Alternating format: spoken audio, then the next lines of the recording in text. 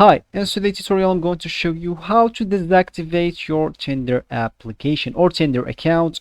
So first of all, of course, if you don't have a Tinder application on your PC or sorry on your phone, all you need to do just go and download it through Play Store if you're using an iPhone, an Android, or even App Store if you're using an iPhone.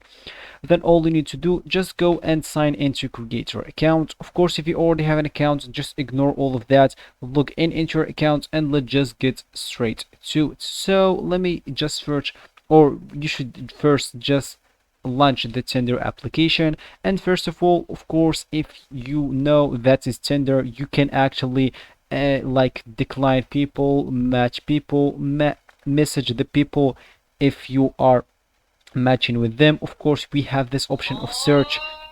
Sorry for that. We have this option of search, which is like Instagram search, like Twitter, TikTok. And we have here, you can see the people who likes you, which you actually need the gold Tinder to do that. Of course, if you would like to deactivate your Tinder, all you need to do, just go here to your profile picture or icon and then click on that which is at the top left corner. Here you would like to go and click at the edit profile. As you can see here, you will not find any option that can actually deactivate your actually Tinder. So let's just go back. Then all you need to do, just go and click at the settings. So here you would like, you would like to go and scroll down until you find the page which you can delete your account. So let me just scroll down here carefully so I don't miss it. So of course we have here Q&A, topics, read recipes. We don't need all of that. Contact, community, privacy, legal.